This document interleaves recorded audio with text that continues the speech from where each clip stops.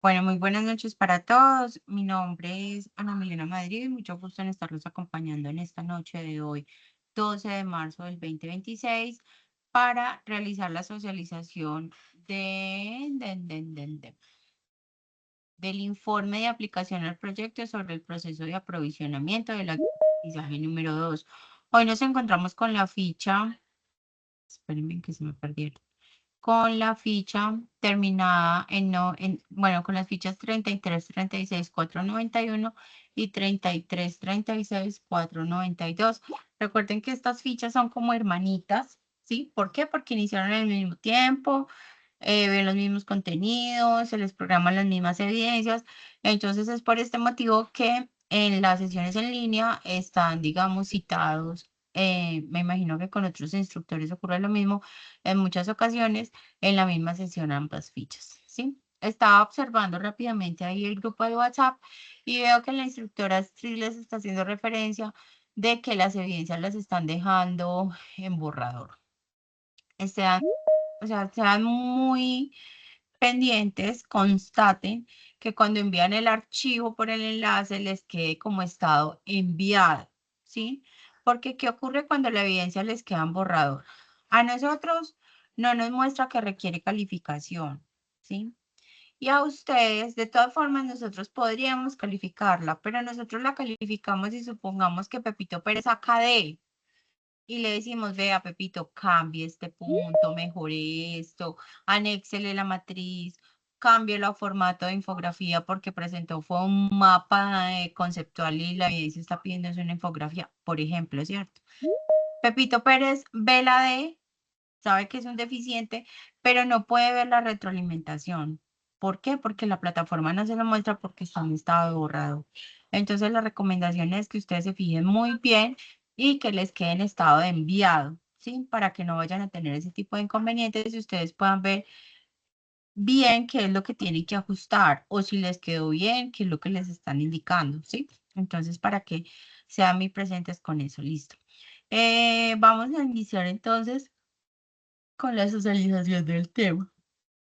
Para desarrollar esta evidencia del informe de aplicación al proyecto sobre el proceso de aprovisionamiento, es importante socializar estos temas, las políticas organizacionales, proveedores y recepción de mercancía. ¿Qué entendemos por políticas, chicos? ¿Ustedes qué entienden por políticas?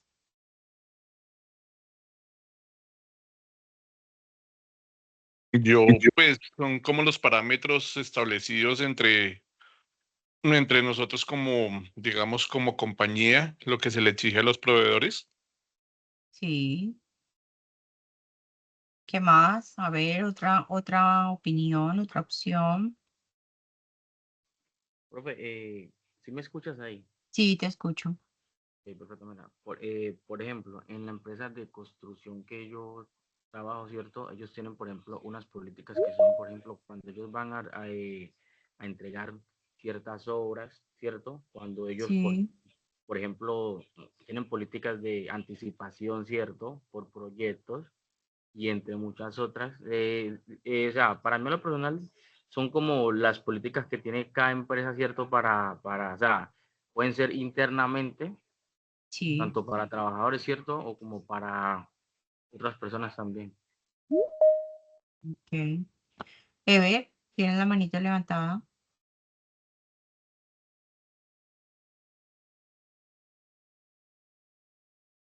Sí, sí, ¿Ya? profe, era yo el que estaba hablando. Ah, ok. ¿Quién más? ¿Quién más se anima a darme un concepto o qué entiende por políticas? Sin mirar, sin preguntarle a la IA ni nada, lo que ustedes consideren, lo que ustedes piensen. ¿Qué creen que son las políticas en una organización? Cuando me hablan de políticas, las políticas, o bueno, las políticas gubernamentales. Entonces, digamos, ¿qué son las políticas gubernamentales? Para entender el concepto de política. No es que les vaya a hablar de política de gobierno, ni de inclinaciones políticas, ni nada de eso. No se animaron más, no puedo creer. Bueno, entonces vamos a ver, vamos a coger así. si nos está. Cindy, ¿estás ahí? Léeme, porfa, esta diapositiva.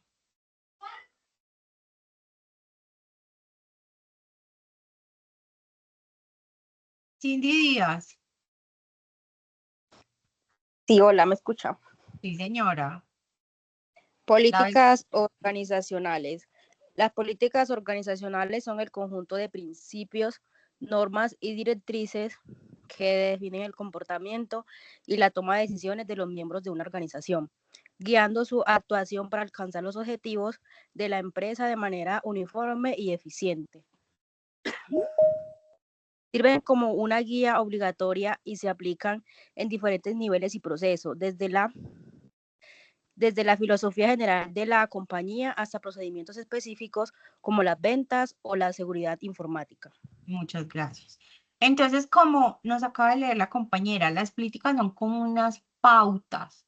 Me dicen cómo debo afrontar una situación, me dicen cómo debo realizar las cosas, me dicen qué le debo exigir a los proveedores.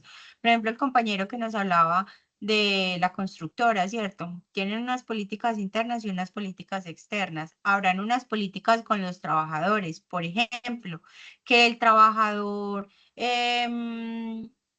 cuando supongamos que pensando en el bienestar del trabajador, puede ser que la ley establezca que le den, no sé, bueno, yo en eso soy muy cruda, pero vamos a decir, que le den 5 días al padre, ¿cierto?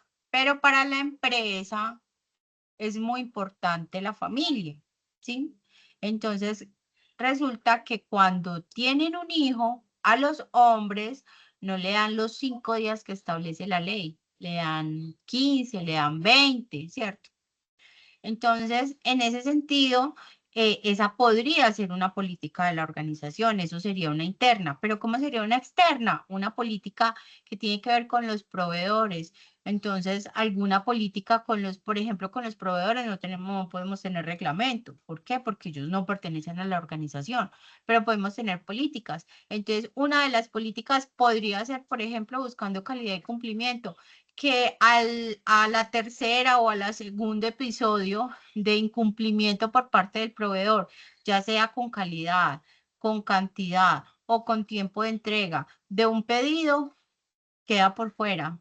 Se busca otro proveedor, ¿cierto? Eso parecería un reglamento, pero como no podemos tener reglas con los entes externos, entonces podría ser una política buscando sus cumplimientos. ¿Sí me hago entender? Entonces las políticas son como unas pautas, como le decía el primer compañero Weber que nos participó, es como lo que nos dice cómo actuar, cómo hacer en ciertas situaciones en la organización. ¿Nos queda claro el concepto, chicos? Reaccionen si quieren con manito arriba, chun, chun, chun, chun, para que confirmemos y podamos continuar. Ok. Listo, gracias. Bueno, dentro de las políticas organizacionales, ellas tienen sus propósitos y funciones, ¿cierto? Guían el comportamiento, porque me establecen a cada uno de los empleados cómo deben actuar en diversas situaciones, ¿cierto? Por ejemplo, yo puedo entrar a la empresa y tener un manual de funciones. Ese manual de funciones me dice cuáles son mis funciones, que yo tengo que entregar un informe quincenal, que yo tengo que hacer esto, que yo tengo que hacer lo otro, pero no me dicen cómo hacerlo, ¿cierto? Unas políticas en el comportamiento me podrían indicar, por ejemplo, que si el cliente está alterado, si el cliente me agrede verbalmente, yo debo guardar mesura, debo guardar tranquilidad, debo esperar que el cliente termine y decirle que lo voy a llevar con mi supervisor inmediato para que hable la situación con él. ¿Por qué? Porque yo ya, o sea,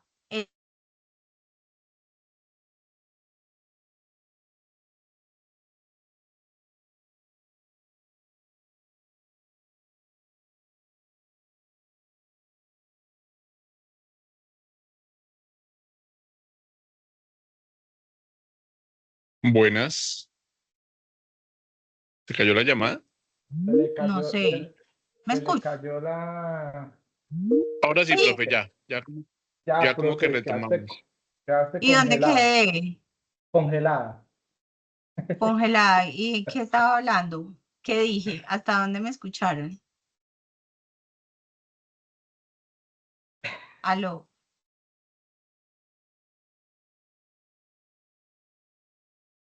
Profe, no ¿Qué vemos tu pasará? pantalla. Ok, ya me devuelvo. Espérenme a ver. ¿Qué pasaría?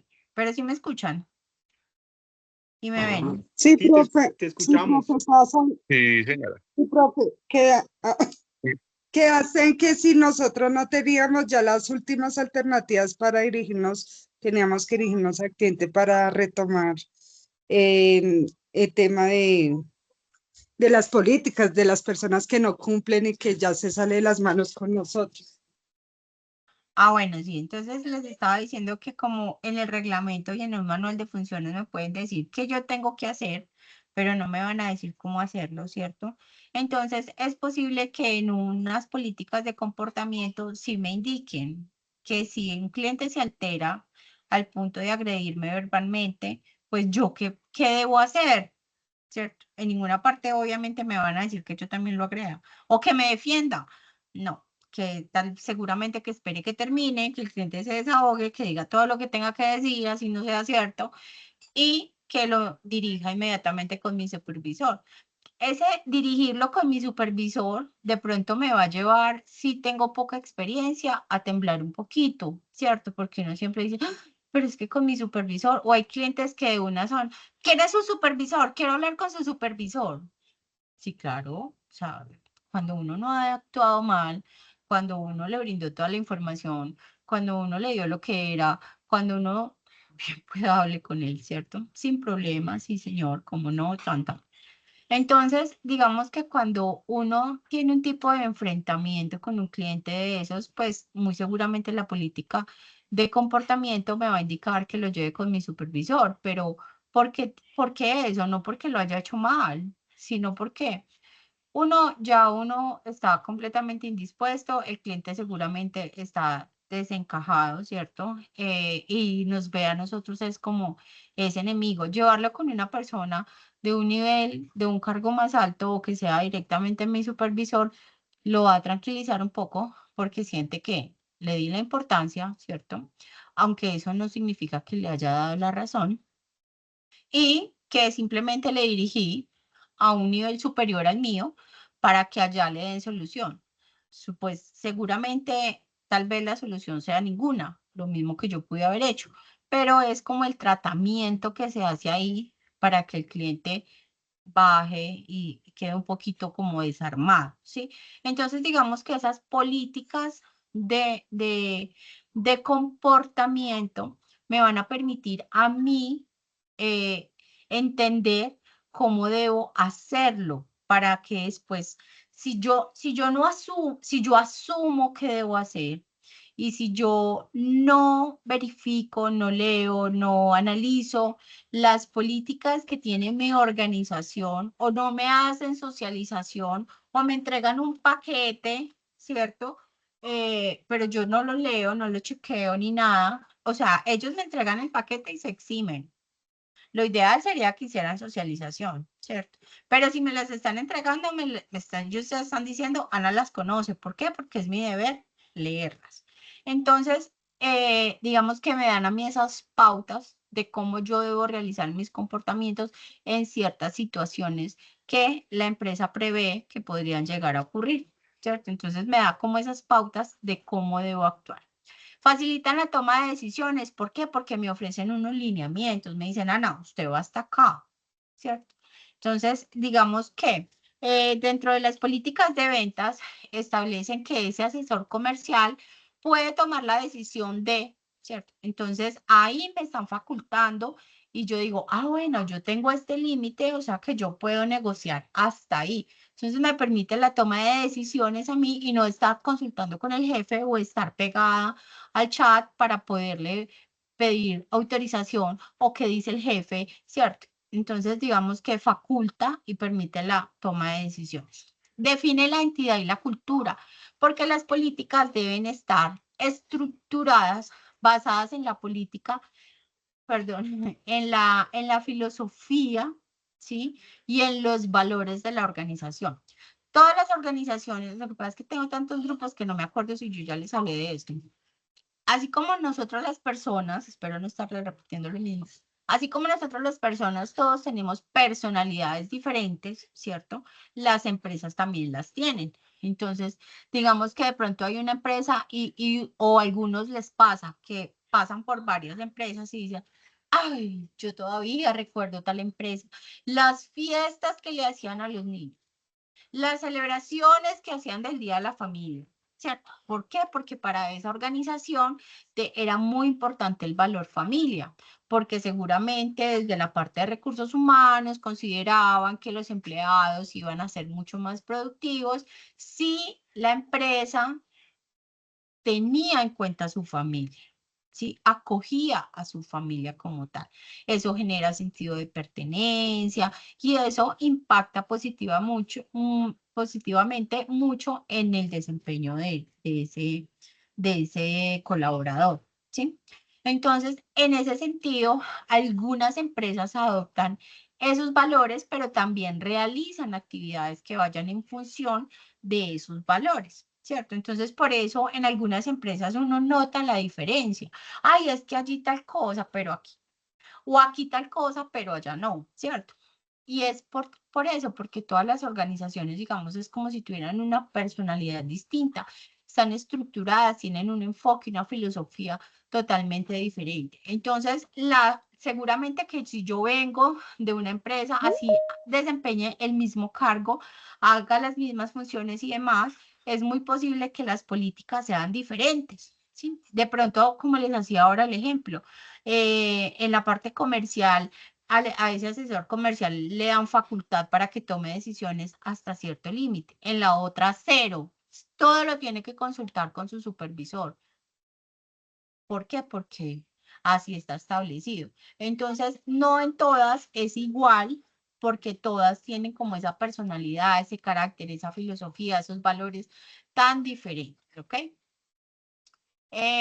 Aseguran el cumplimiento de objetivos porque al estandarizar los comportamientos, entonces digamos que se logra que todos cumplamos, ¿cierto? Cuando le dicen a Ana, pero también le dicen a Carlos, pero también le dicen a Laura, pero también le dicen a Alejandro, pero también le dicen a Cindy, pero también le dicen a David, ¿cómo lo debemos hacer? Todos vamos a dar con ese cumplimiento, ¿cierto? En esos procesos y lo vamos a hacer bien y lo vamos a hacer de acuerdo a cómo está establecido. Entonces, digamos que las políticas garantizan esa parte. No que Ana considera que lo está haciendo bien, pero realmente para la empresa lo está haciendo así, ¿cierto? Entonces, es importante eso, establecer como esas políticas y también socializarlos y obviamente verificar y medir que efectivamente se estén cumpliendo y las estén aplicando de acuerdo a lo que está establecido. Tenemos tipos de políticas, tenemos políticas generales y políticas específicas. Las políticas generales abarcan todos los niveles de la organización, suelen ser de alto impacto como las políticas de presupuesto, de calidad, seguridad o recursos humanos. Son políticas de alto impacto, presupuesto, seguridad integral, compensación, calidad y regulación. Y tenemos algunas específicas que tienen que ver particularmente con áreas, con departamentos, ¿sí? Entonces, entre esas están, por ejemplo, los pagos, las ventas, recursos humanos, distribución y demás. Tenemos ejemplos comunes sobre política de calidad.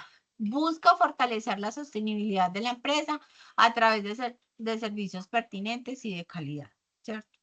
Entonces, eso es lo que busca esa política de calidad. La política de ventas establece lineamientos para los procesos de incentivos, comisiones y precios, ¿sí? También formas de pago, créditos, tiempos en créditos para los clientes y demás. Políticas de seguridad, regula las normas y procedimientos para garantizar un entorno de trabajo seguro. Entonces, por ejemplo, una política, aunque a veces digamos que está también en el reglamento, utilizar los elementos de protección laboral, ¿cierto? Entonces, o puede ser una política que si al momento, no sé, de revisar, de constatar la utilización de los elementos de protección laboral, la persona no, el trabajador no cuenta o no los porta, pues digamos que tenga como un tipo de penitencia, que tenga que hacer una campaña de utilización, o así como a los aprendices uno les hace planes de mejoramiento, ¿sí? Digamos que en la virtualidad eso no se nota tanto, porque los planes de mejoramiento en la virtualidad son cuando ustedes ya no aprueban la fase, cuando les faltaron 5 o 7 evidencias para aprobar la fase, entonces se hace un plan de mejoramiento para que el aprendiz logre aprobar la fase de análisis, por ejemplo. Pero resulta que en presencial, ¿sí? Yo puedo colocar una actividad complementaria, se llama inicialmente, las primeras. Entonces, por ejemplo, el aprendiz, la camisa va por dentro y me encuentro el aprendiz por fuera. Y yo, así no sea instructora del aprendiz, le puedo decir, venga para acá, de qué ficha es, cuál es su nombre, chun, chun.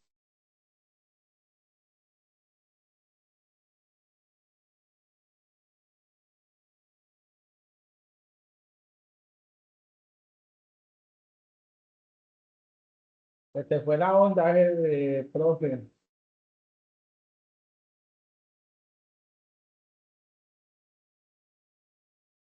¿Otra vez?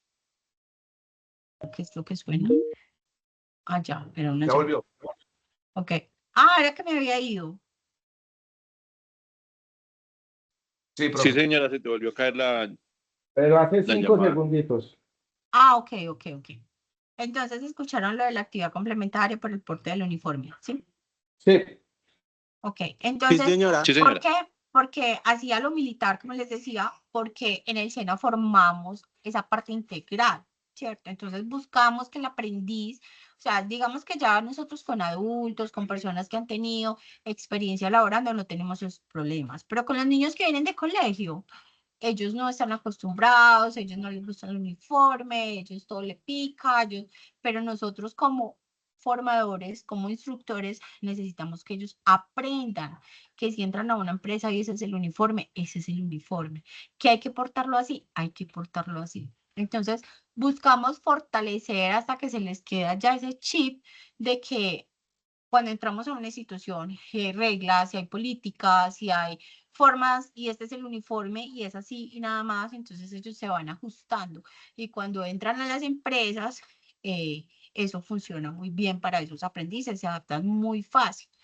Pero como ahora ya hay tanta que libertad de expresión, que libertad de cómo se deben ver, que no sé qué, ha tocado ser un poco más flexible, sin embargo, con el uniforme no, porque pues ese es el uniforme. Sí con los aretes, sí con los tatuajes, sí con el maquillaje, sí con los peinados, ya no se están como solía ser el SENA, ¿cierto? Entonces, digamos que, pero eso en la presencialidad sí se nota mucho. Entonces, digamos que una política en esa parte de la seguridad podría ser, por ese ejemplo, pues de la utilización. Entonces, que en una empresa le coloquen como una actividad complementaria, tipo cena, por no utilizar los elementos de protección. Yéndole bien, bajito, bajito, porque eso da para memorando.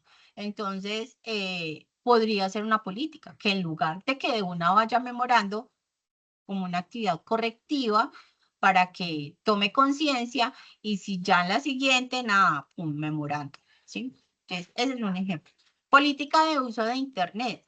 Define las reglas para el uso del adecuado de los recursos tecnológicos de la empresa. Miren cómo podemos linear el uso de las herramientas tecnológicas.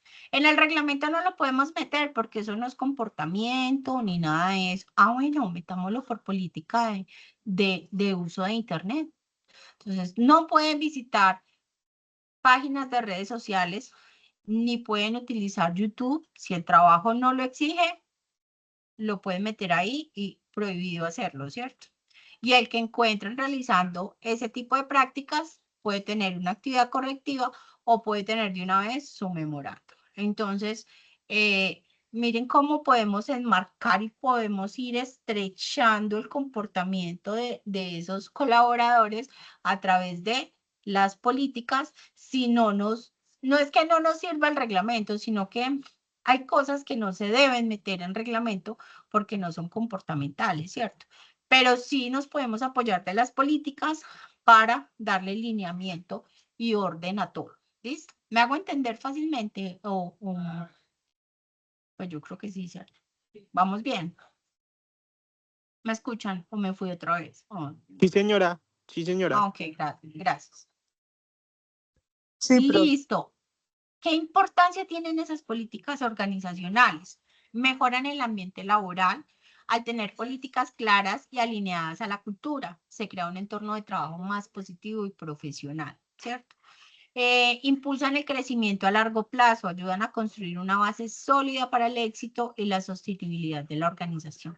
Fomentan con congruencia, aseguran que las acciones de los empleados estén en sintonía con los valores y la filosofía de la empresa. Yo creo que los ejemplos que hemos dado con respecto a las políticas organizacionales nos muestran esa importancia y nos dan un poquito como a entender y a comprender a la organización cuando nos ponen tantas políticas y cuando uno dice, no, pero ese poco de políticas parece más un reglamento, ¿cierto?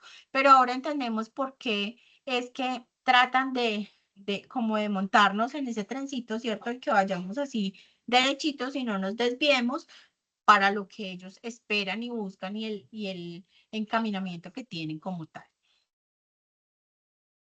3 recomendaciones para una política organizacional. Debe ser sencilla en un lenguaje claro, que todos la entendamos, que no diga nada entre líneas, o sea, que sea directa, ¿sí?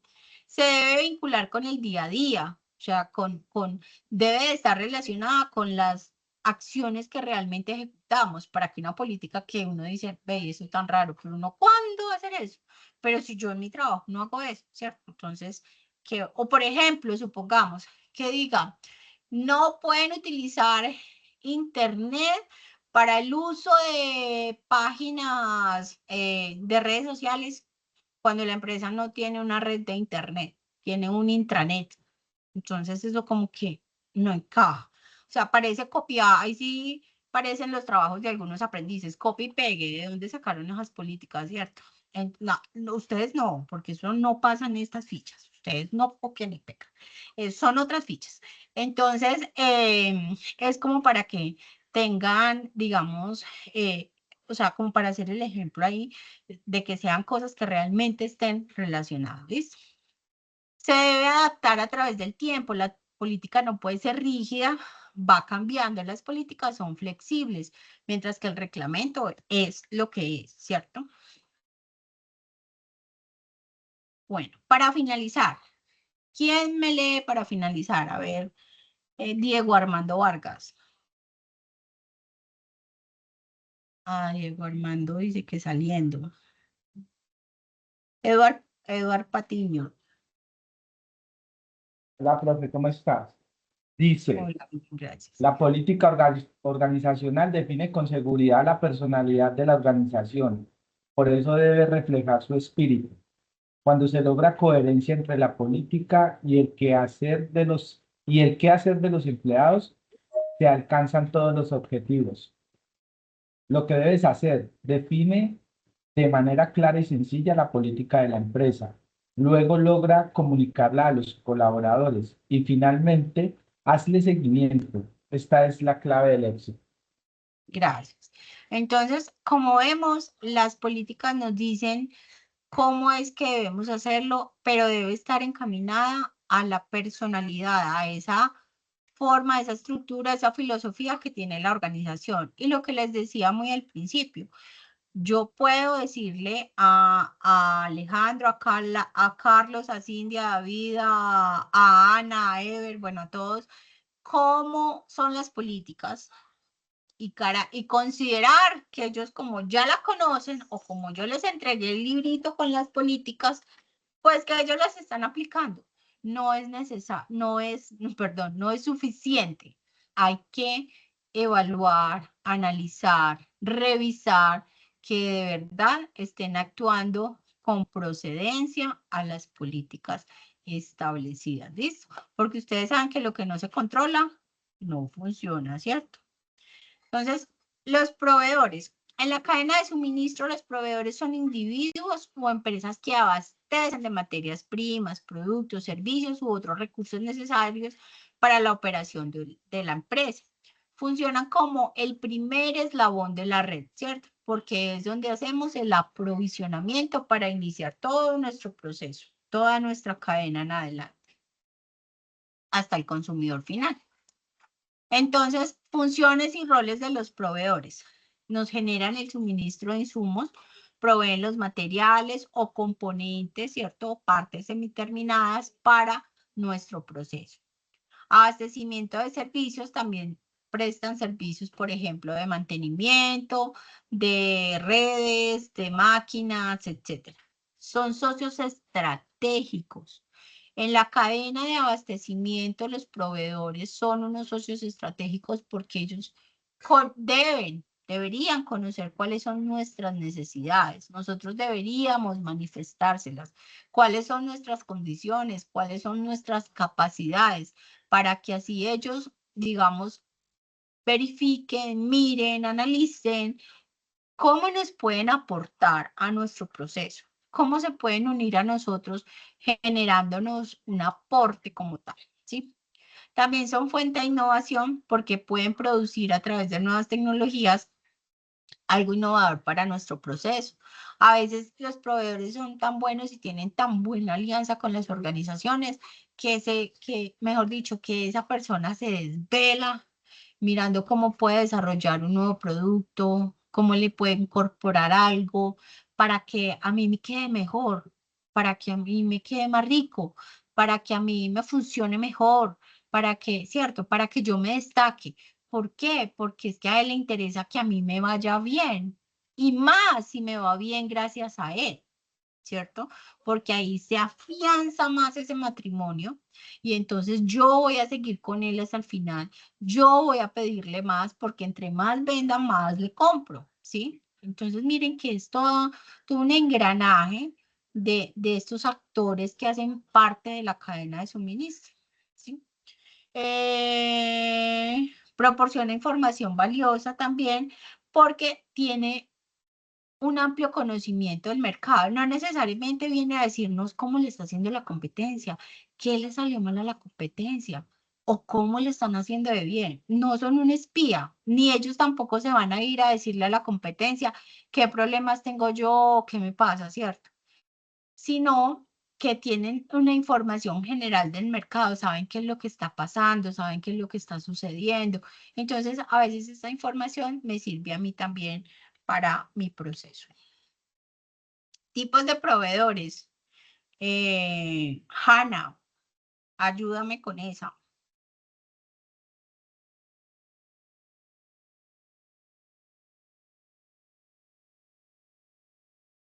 Buenas noches. Buenas noches. ¿Lo leo? ¿Oh? Sí, señora. Sí, señora. Tipos de proveedores. Proveedores de materias primas.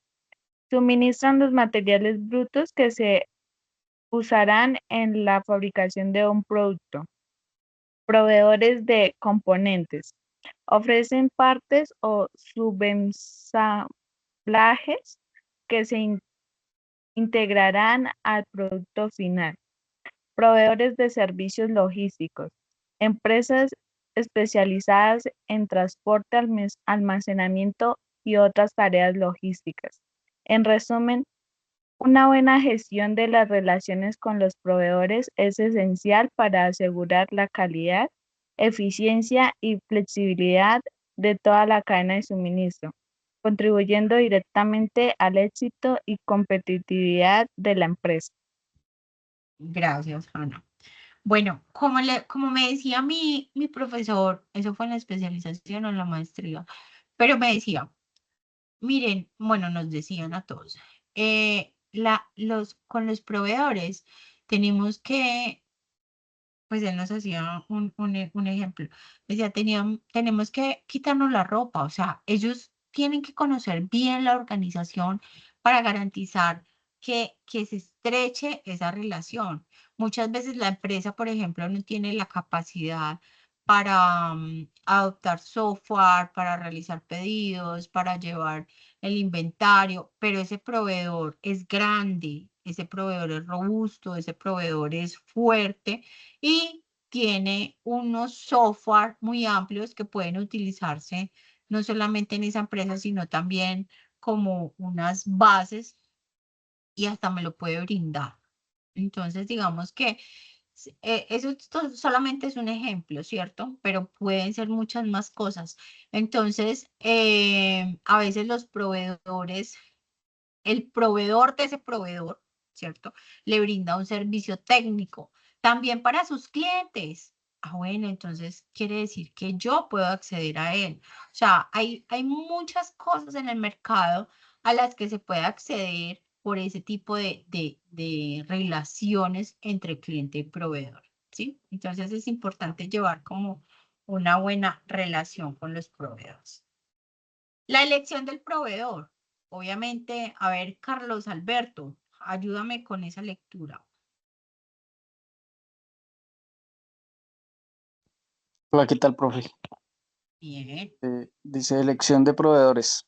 Para elegir buenos proveedores, evalúa la calidad del producto o servicio, su capacidad de adaptación, la puntualidad en las entregas, la solidez financiera y su historial de confiabilidad. También considera los costos totales, incluyendo adicionales, su servicio postventa y la alineación de sus valores y metas con los de tu empresa para asegurar una relación a largo plazo. Ustedes más adelantico van a ver un tema sobre la importancia de la elección de los proveedores.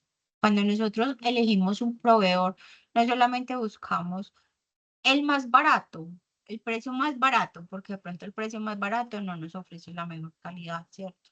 Tampoco buscamos el precio más caro, porque eso no nos garantiza que sea de la mejor calidad. Tenemos que analizar, tenemos que pedirle al proveedor A que nos traiga una muestra, al proveedor B que nos traiga una muestra, al proveedor C que nos traiga una muestra.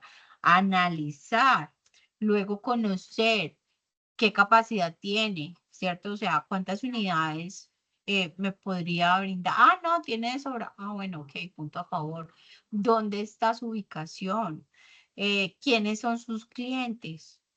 ¿Cómo, si puede, de pronto uno es tan exigente que le pide una referencias comerciales para saber en dónde se destaque su puntualidad, la calidad y cosas así? ¿Sí? ¿Por qué? Porque es como escoger un novio o una novia. Uno no se cuadra a cualquiera, ¿cierto? Uno busca que esa persona tenga esos valores, que esa persona, que uno pues saque antes pecho de tenerla al lado, ¿cierto? Entonces, con ese proveedor, además que ese proveedor me va a brindar a mí esa semilla para yo continuar con mi proceso de cadena de abastecimiento, para yo llegar a esos clientes y generar esa satisfacción, para yo mantenerme en el mercado por la calidad, por esa capacidad, por destacarme por ese producto en buena calidad o por ese servicio de buena calidad, ¿cierto? Entonces, no puedo irme enredando, por así decirlo, con cualquiera, ¿cierto? Necesito un proveedor que me genere unas garantías, ¿sí? Entonces, por eso es importante la selección de los proveedores. Más adelante, en otro tema de estudio, van a ver al detalle qué se puede utilizar, qué herramientas se pueden desarrollar, qué criterios valorativos se pueden considerar para las organizaciones al momento de realizar la selección de proveedores. Hasta una matriz se puede generar. ¿Listo? Debemos evaluar la calidad y la capacidad. Lo que les decía, pues la calidad de los productos o de los servicios, la capacidad de entrega, ¿cierto? La capacidad de venta. Miren, y asimismo nosotros también tenemos que medirnos, ¿sí? Por ejemplo, he escuchado casos reales de empresas, por ejemplo, que se van a ferias, ¿cierto? Y resulta que les va muy bien en esas ferias y venden más de la capacidad de producción que tienen. Entonces allí queda uno como embalado, ¿cierto? porque, sí, muy lindas o muy ricas, necesito, y me piden una cantidad que ni siquiera yo tengo capacidad de producir. Pero no le quiero decir no porque es la oportunidad de incursionar en un mercado extranjero o porque es la oportunidad de la vida, pero entonces tengo que llegar a pensar cómo voy a hacer para garantizar o para aliarme con otra competencia que me produzca a mí, pero bajo los mismos criterios. Eduardo, yo te doy la palabra. Estándares, todo igual, ¿sí? O como le pasó, por ejemplo, no, a un empresario, porque no es mi cliente, a un empresario acá del Quindío. ¿Cómo le parece que vendía chips de yuca y se fue a ferias? El man digo, acá es muy, muy fregado.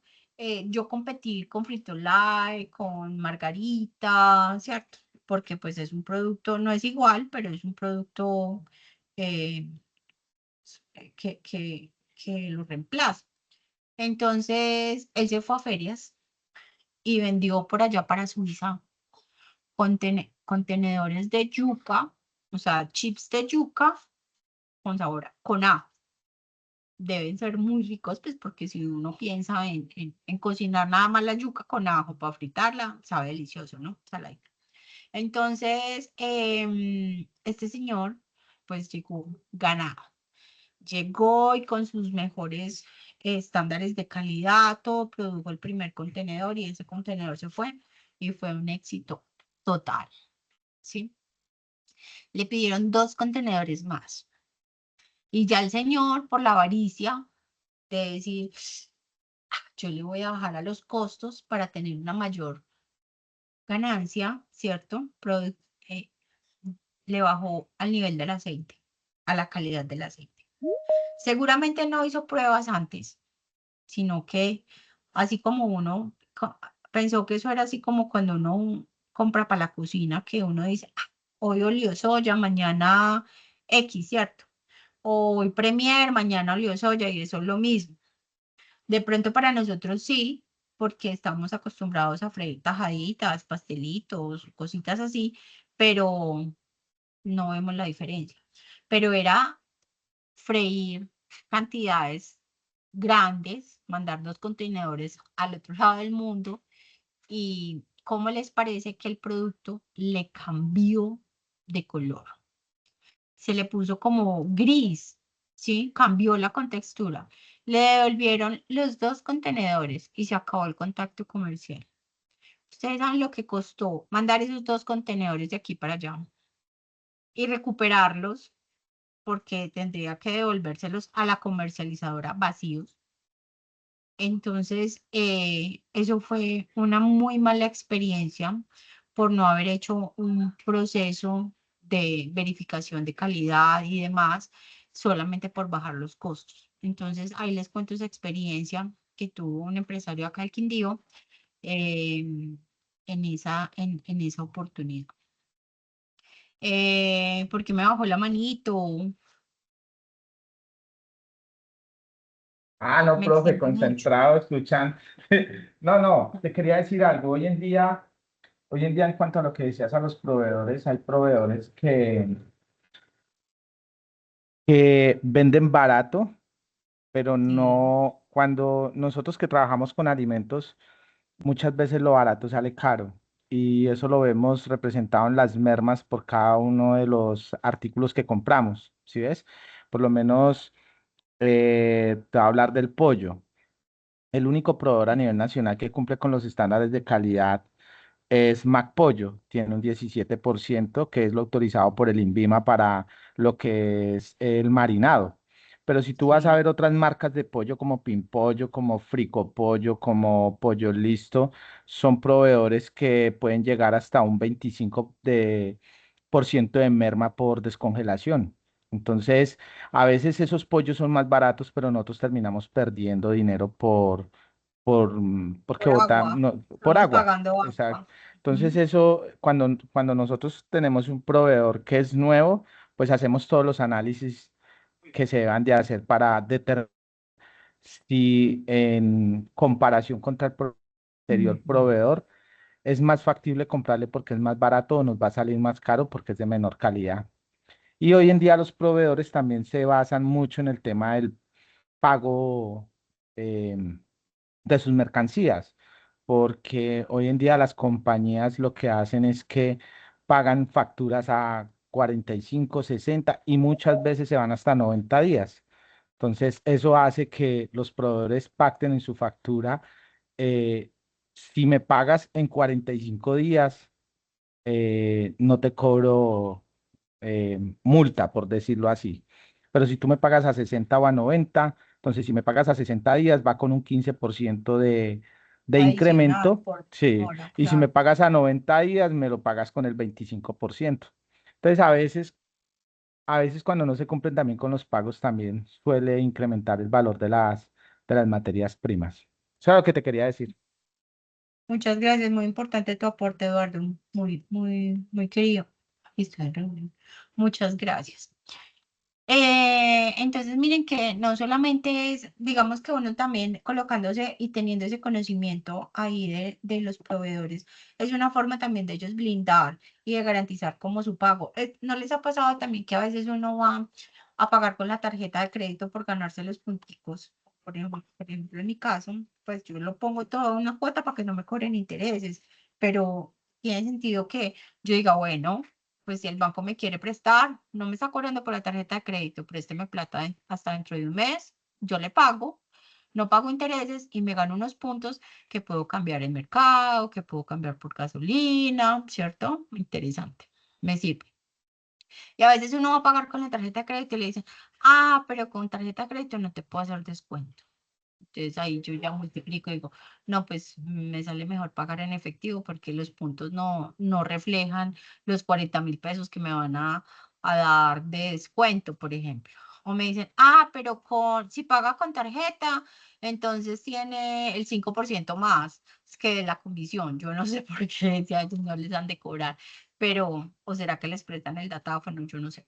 Pero entonces a veces ocurre eso. Entonces digamos que los proveedores también determinen llamémoslas penalizaciones, ¿cierto? Unos cobros adicionales por periodos, pues como para ellos considerar que al menos le están ganando como intereses a esa platica que le están fiando a ese cliente, porque en realidad ahí es como cuando uno no han escuchado esa frase, no, de las personas que son proveedores de servicios o de productos, no, pero es que quieren trabajar es con la plata de uno. ¿Por qué? Porque los periodos de pago son muy extendidos. Entonces, claro, digamos que es una forma de ellos también como garantizar, bueno, me parece prudente que me paguen 30 en 45 días, pero si se demora más, no, pues también le cobro intereses, ¿sí? Entonces, son cosas que ustedes también tienen que analizar. Bueno, este proveedor me cobra el 5, pero este me cobra el 7, pero este me cobra el 8. En caso tal, yo pienso pagarle en 40 días o en 30 días o en menos, pero no sé qué pueda pasar. Bueno, este me cobraría, ¿cierto? Entonces, son cosas que empiezan, digamos, como ustedes a tener en una lista de chequeo en las que van analizando cuál sería ese proveedor que más se ajusta a sus necesidades. ¿Listo? Considerar la relación costo-beneficio, bueno, tiene sentido con lo que estábamos hablando ahorita. ¿Cuánto me puede costar, digamos, establecer esa relación con ese proveedor para establecer también los precios del producto y demás?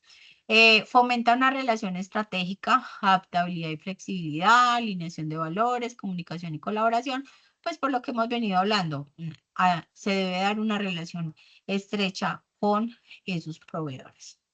En cuanto a la recepción de mercancía, a ver por acá, Josué, ayúdame con esa lectura, por favor.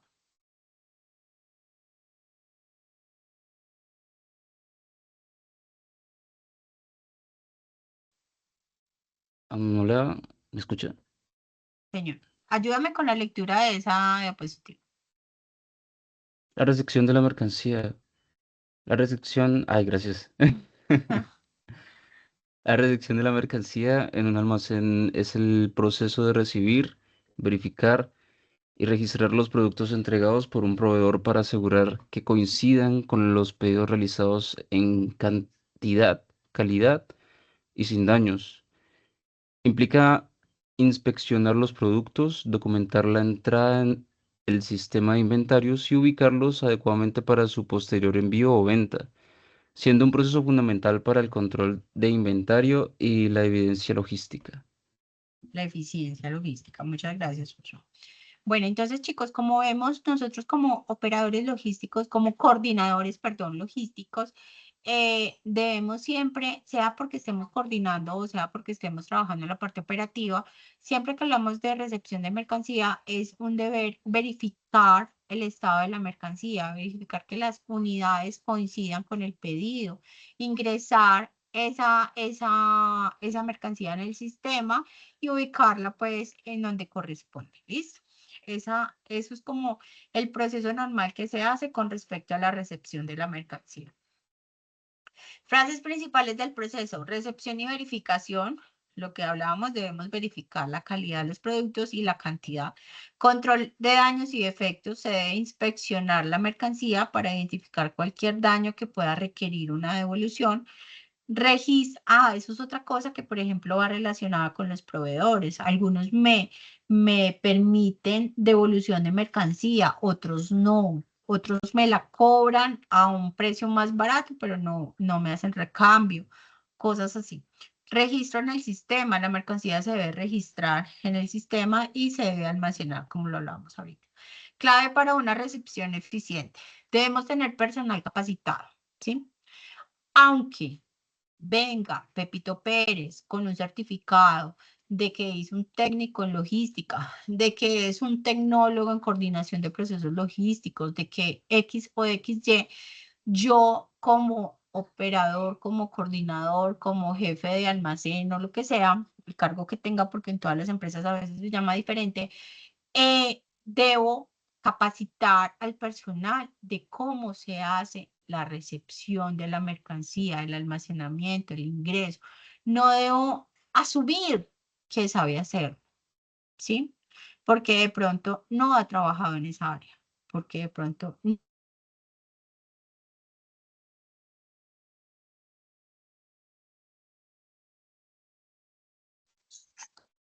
Onda, profe. Profe, se le fue la onda.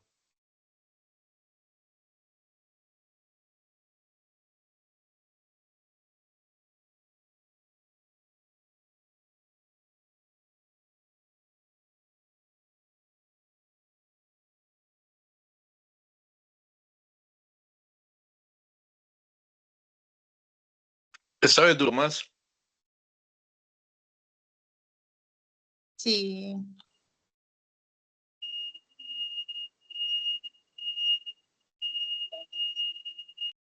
Profe,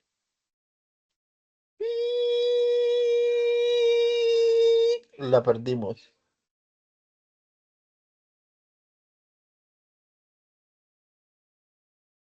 sí, señor. Se fue en la mejor parte. Tan chévere esta clase, ¿no? Hola, hola, ¿me escuchan? ¿Me escuchan? Así es. Hola, Ya, profe, profe, ¿Ya ya me volví. nuevamente. escuchan? No sé si es Teams, no debe ser mi internet, ¿cierto? Ay, pero no me había pasado tanta interferencia. Bueno, entonces debemos, ¿dónde quede? ¿En tecnología o en documentación o por dónde? Profe, no Profe, vemos tu compártenos pantalla. pantalla. Ahí te Sí, decimos dónde. Creo que en el segundo renglón, en la segunda párrafo en de lo que es documentación. de la. Sí, señora, documentación. Iniciamos documentación. Bueno, entonces es importante contar con documentación, por ejemplo, como órdenes de pago. O sea, todos los documentos que a mí me puedan garantizar que yo efectivamente pedí esa cantidad de mercancía. No, señor, usted se equivocó. Esa no es la referencia que yo le pedí. Mire, yo le pedí esa referencia, usted me trajo esta, ¿cierto? O sea, todo lo que me pueda generar a mí garantías, debo tenerlo ahí para recibir la mercancía como tal. ¿Listo?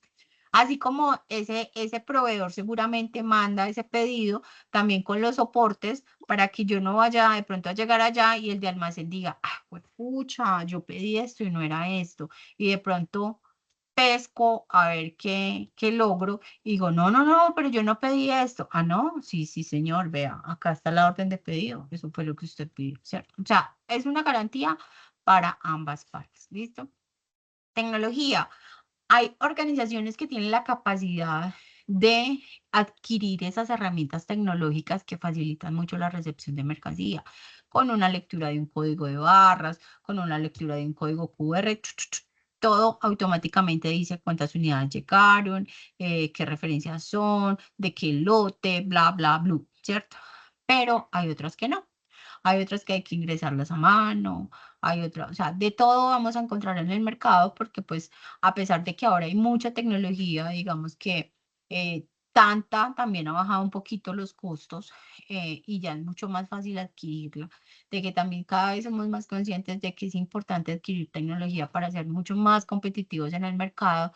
De todas formas, no siempre las organizaciones tienen la capacidad o desde gerencia se cree que eso no es tan importante, que también puede pasar, ¿cierto? Entonces, ahí es donde a veces utilizamos el Access, el Excel y demás para crear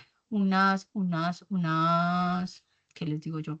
Como unas fórmulas y demás, unas matrices, unas hojas de cálculo que nos permitan o que simulen como si tuviéramos un software y que nos faciliten mucho la información. ¿Listo?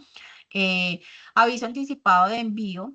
El remitente puede enviar mensajes electrónicos con detalle de envío antes de su llegada, como ya ocurre mucho en muchas plataformas, ¿cierto? Y comunicación, mantener una comunicación fluida con proveedores y transportistas para ayudar a prevenir errores.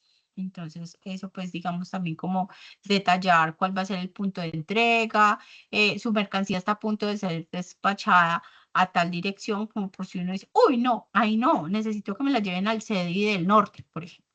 Entonces, uno pueda corregirlo a tiempo y no cuando ya el conductor llegó allá. Y entonces ya me van a cobrar combustible, tiempo y demás, entonces puedo evitar ese tipo de cosas. Vamos a ver hasta ya la vimos. Importancia de una recepción correcta. Nos lleva a garantizar la exactitud del inventario, o sea que no vamos a ingresar unidades que no existen y luego nos vamos a chiflar cuando tenemos que hacer un inventario físico, contar y no nos van a coincidir las unidades del sistema con las unidades físicas. Prevención de pérdidas y errores, eficiencia logística, porque en realidad vamos a tener disponibles las unidades que existen realmente, ¿sí? No es un inventario fantasma, que es lo que a veces ocurre cuando no se garantiza que esas unidades existen realmente y se ingresan datos que no son. ¿Listo? Tenemos unos KPIs. ¿Qué son unos KPIs? Los KPIs son unos indicadores, ¿sí? Son unos indicadores que me ayudan a medir cómo lo estamos haciendo. Por ejemplo, cuando ustedes les dicen se me acaba de ir, el ROI, el retorno, el retorno de la inversión. Como cuando ustedes les dicen, es que usted invierte 1 millón de pesos, un ejemplo, 1 millón de pesos, pero usted en 3 meses ya lo ha recuperado. O sea, el retorno de la inversión es bueno, es rápido, ¿sí? Entonces, eso es como un ejemplo de lo que son los KPIs, ¿sí? Entonces, la implementación de los KPIs adecuados es fundamental para aumentar la eficiencia de un almacén. ¿Por qué? Porque estaríamos midiendo a través de los indicadores. Entonces, un nivel de rotación, por ejemplo, relacionado con el análisis de Pareto 80-20, el 20% de las acciones genera el 80% de los resultados, ¿sí? Por ejemplo, es que usted invierte solamente el 20% del presupuesto, pero ese 20% del presupuesto le está garantizando, le está ofreciendo, le está, es la palabra que yo quiero, no sé, le está representando el 80% de sus ingresos, ¿sí? Es como cuando a mí me dicen, Ana, es que tienes que invertir 200.000 pesos, pero esos 200.000 pesos, cuando vendamos todas esas unidades, te están representando 800.000 pesos de ingresos. Entonces yo digo, bueno, a 600 de ganancia, bien, ¿cierto? Entonces, es como eso, es esa medición, ¿listo? Precio de inventario, pudiéndose utilizar para ello diferentes sistemas contables también, roturas de stock. Entonces, digamos que ahí es donde empezamos a analizar a medir, por ejemplo, un indicador, inventémonos un indicador en este momento para roturas del stock. Serían unidades en stock sobre unidades rotas, ¿cierto? Entonces, eso me daría el porcentaje de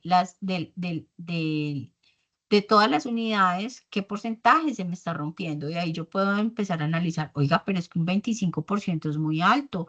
¿Cómo es que estamos entonces almacenando aquí?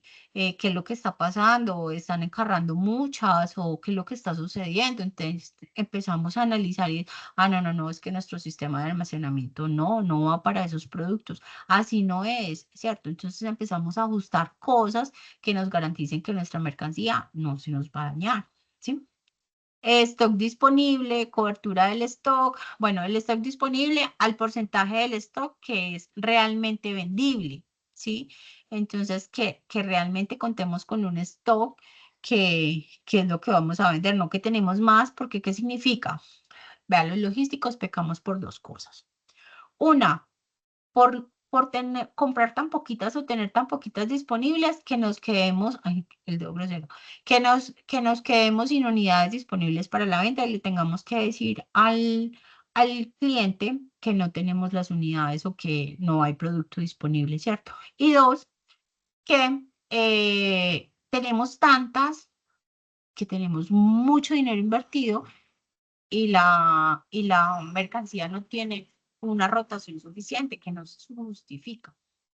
Pensemos como cuando nosotros nos vamos a hacer mercado, ¿cierto? A mí me encanta comprar, ¿cierto? Y me encanta comprar mucha cantidad de todo, de lo que sea. Yo tengo mucha cantidad de zapatos, yo tengo mucha cantidad de bolsas, según mi esposo, tengo muchas cantidades de todo. Para mí, no, nunca es suficiente. Pero entonces ocurre lo mismo cuando uno va a mercar. Uno se emociona, entonces uno echa y echa. Ay, hay promoción. Echemos 3, echemos 4. Por ejemplo, que día fui al supermercado y había promoción de Nescafé instantáneo y traía una bolsita de Milo. Y yo, ay, mira, y está económico, no sé qué. Y trae Milo. Llevemos 3. No he abierto la primera y eso ya fue hace como un mes. Entonces, digamos que no tiene sentido uno invertir tanto dinero, invertir dinero para tenerlo ahí, porque no lo voy a rotar.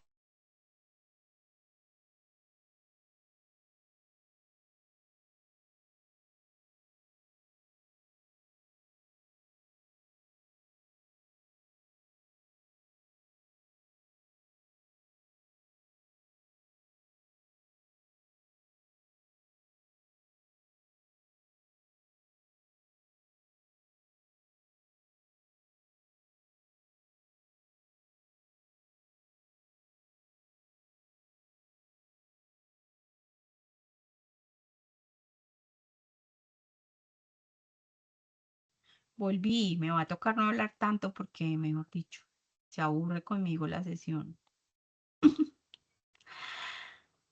Hola, ¿me escuchan? Sí, Sí, profe. señora, volviste. Gracias. Sí, señora.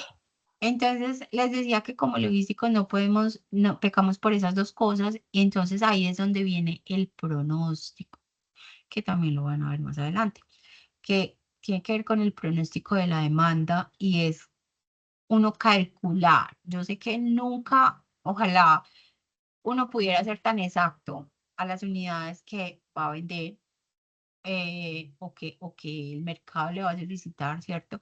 Pues es muy difícil, pero por lo menos nos aproximamos y no exageramos en tener una cantidad de cosas almacenadas y dinero invertido, ¿cierto? Entonces, ahí es donde empezamos, que ese temito también lo van a ver mucho más adelante porque ustedes apenas están empezando, y de hecho los que pues no sé si de pronto les guste eso y se vayan por esa línea. Esa parte de pronosticar, lo pagan súper bien en las organizaciones porque pues asimismo, digamos que garantiza que no van a producir ni van a invertir en una cantidad de cosas que van a tener allí almacenadas o que van a tener que inyectar a todos sus clientes a través de promociones y demás con tal de que esa mercancía no se les quede. Entonces, esa es una parte, digamos, del stock disponible. Cobertura del stock hace referencia a las líneas de venta. Entonces, digamos, si nuestro stock es suficiente para cubrir todas esas líneas de venta que tenemos. ¿Qué líneas de venta tenemos? Podemos tener punto físico, podemos tener página web, podemos tener líneas de WhatsApp, podemos tener a través de redes sociales y todo eso. Pero entonces ahí entran a jugar. Digamos, bueno, estamos hablando de lo que es el stock, ¿cierto?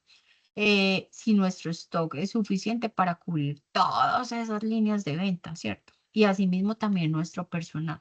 No tiene sentido, aunque eso también lo van a ver más adelante, pero les voy a tocar el tema acá, porque se hace puntual.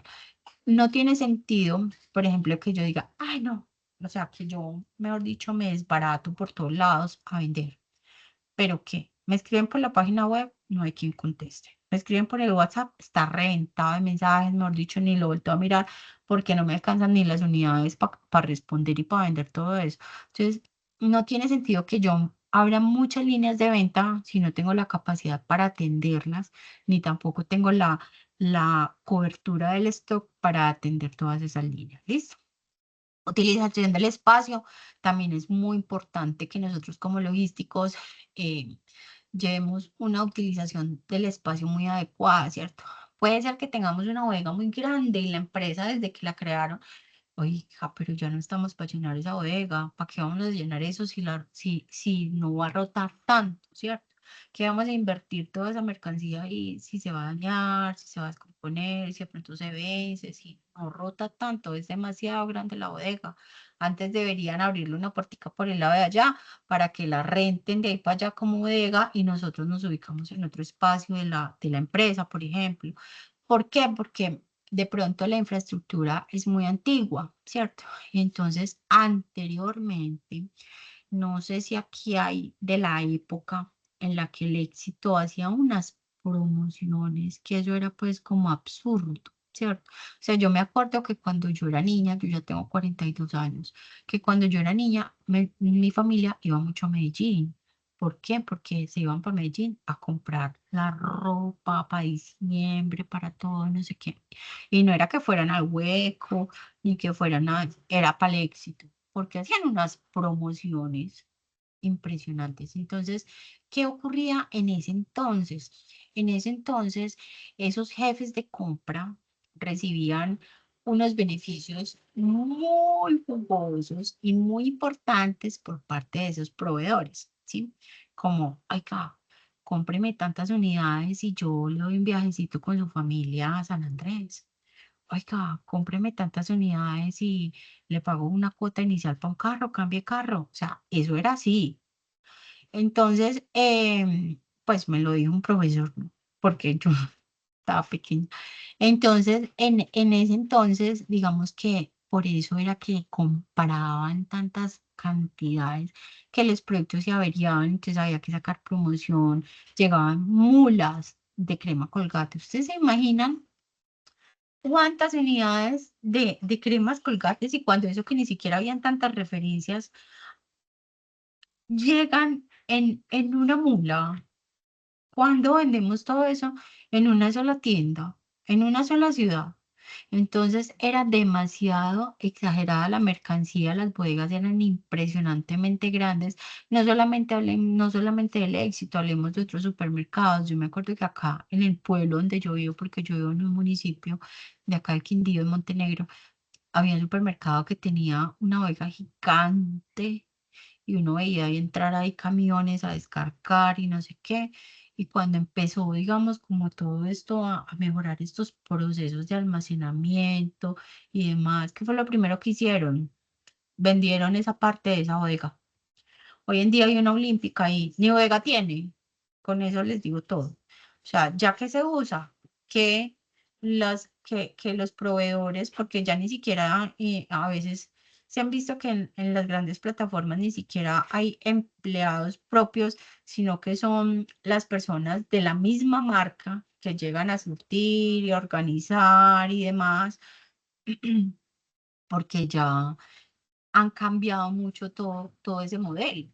Entonces, eso permite a la organización disminuir los costos y refrescarse de unos costos tan altos que hay que asumir. Entonces, cuando nosotros como logísticos decimos, no, como cuando uno renta una casa o compra una casa o lo que sea y dice, "Ah, el closet de mis sueños tiene mucho espacio y cree que porque lo tiene grande lo tiene que llenar, ¿cierto? Realmente, pues yo hablo como si aplicara todo eso, pero en realidad. Entonces, son cosas que uno va a comprar, pero que en realidad ni siquiera le van a alcanzar los días del año para ponerse todo lo que tiene, ¿cierto? O resulta que en la empresa usa un uniforme y tengo ese closet lleno y sigo comprando, ¿cierto? Entonces a veces uno dice, ay, lo que hace esa parte comercial, lo que hace el mercadeo, ¿cierto? Uno se sigue antojando, uno se sigue comprando, uno debería aplicar la logística también en esa parte. Ay, no, venga, qué rico, sí, qué rico variar, pero qué rico cambiar, qué rico salir de este jean que está en excelente estado, porque como tengo tantos, o sea, me lo pongo por allá cada mes o cada 2 meses, mientras le hago la rotación a todos y está intacto, pero ya me tiene hasta aquí porque llevo como 5 años con él, pero estaba en excelente estado porque se lo he puesto tan poquito. Entonces es mejor de pronto tener menos ropa, trillársela, ponérsela, gozársela y chao, te vi y ahora sí actualicemos, ¿cierto? Eso sería tal vez hasta más satisfactorio, pero es esa parte comercial que nos hace comprar y comprar. Entonces, que no nos pase eso como logísticos dentro de una organización, porque en lugar de mejorar esas prácticas, lo que estaríamos sería como empeorando, porque estaríamos llevando a la organización a invertir mucho en mercancía que no tiene una suficiente rotación ahí. Yo me estoy como demorando mucho. Bueno, entonces la recepción de mercancía, vamos a ver este videito. Porfa, me confirman si escuchan, ¿sí? Que creo que sí le di.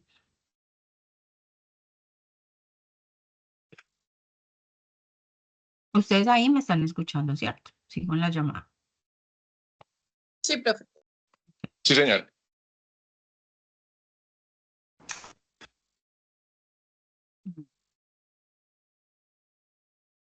Solo que me cayó el internet. Ya lo abrimos por acá. Explorador.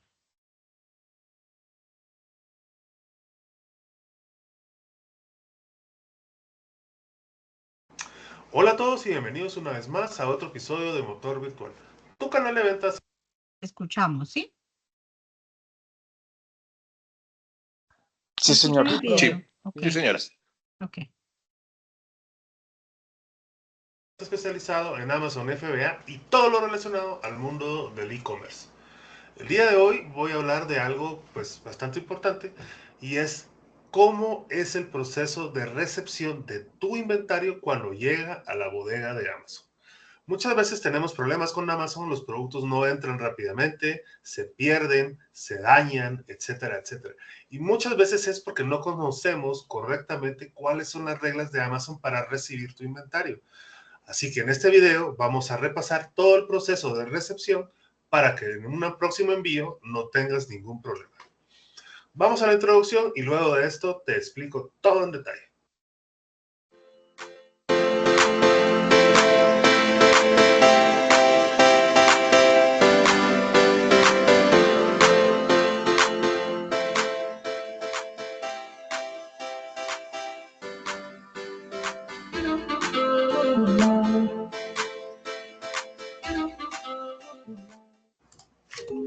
¿Cómo recibe tu inventario un centro de distribución de Amazon? Los centros de distribución de Amazon son operaciones complejas que se llevan a cabo en espacios muy grandes. Los requisitos de preparación, etiquetado y empaquetado están diseñados para que los operarios del centro de distribución manejen tu paquetería de la forma más eficiente posible. Esto permite que se preparen millones de paquetes al día y ayuda a Amazon a proveer la mejor experiencia a sus clientes. Cajas múltiples no deben unirse con fleje o tape si cada caja debe de estar suelta. Para evitar cualquier confusión, las cajas de envío o Master Carton deben estar libres de cualquier otra etiqueta que sea escaneable, excepto la etiqueta de envío de Amazon. Cajas que no cumplan con las dimensiones y pesos requeridos requieren manejo especial y esto también atrasa el proceso de recepción. El siguiente paso en el proceso de recepción es abrir la caja Master. Si la etiqueta de envío está colocada sobre el cierre de la caja, esta puede ser dañada fácilmente en el tránsito, volverse elegible para el carrier o para el personal de bodega, o puede ser destruida por el operario de Amazon al abrir la caja. Coloque etiquetas de envío en superficies planas para asegurarse que las etiquetas se mantengan escaneables durante el proceso de ingreso. Una etiqueta de envío que no sea legible puede ocasionar atrasos en el proceso de recepción. Los mejores materiales de empaque son esponja, bolsa de aire o hojas de papel completas. Embalaje de maní o papel triturado vuelven más lento el proceso de recepción, así que evítalos. Los operarios de Amazon también revisan que cada producto individual también tenga códigos de barra individuales escaneables. Cada unidad solo debe tener un código de barras escaneable. Si una unidad no tiene código de barras o tiene varios códigos de barras, será puesto a un lado y un operario por aparte intentará resolver el problema. Productos que se venden en caja sellada deben tener solamente etiqueta con código de barras en cada unidad y no en la caja máster, ya que esto puede ocasionar que múltiples unidades se procesen como un producto único. Los operarios también evalúan si las unidades necesitan preparación adicional para asegurarse que no se dañen en el almacenaje o envío. Si este es el caso, los productos se podrán poner a un lado para que otro operario se ocupe de la preparación adicional.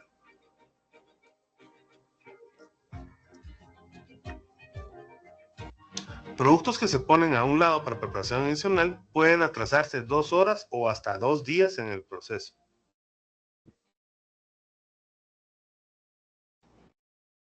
Unidades que no requieren preparación adicional son enviadas al área de recepción. El operario hace una inspección de 6 lados para asegurarse que la unidad no está dañada y además también hace una verificación del título en el sistema.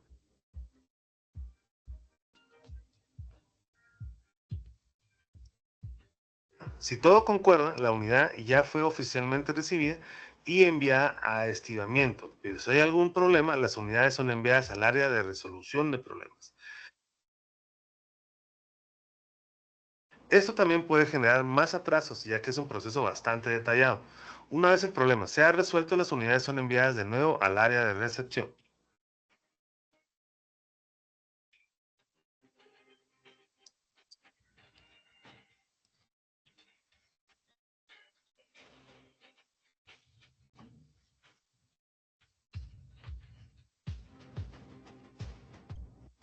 La etapa final es cuando cada unidad se coloca en un tote y es enviada por la banda transportadora hasta el área de almacenaje. Cada unidad es escaneada y asociada a una ubicación dentro de las estanterías. Así, Amazon sabe su ubicación exacta en todo momento. Así, cuando un cliente ordena tu producto, puede ser rápidamente seleccionado, empacado, etiquetado y enviado al cliente final sin ningún atraso.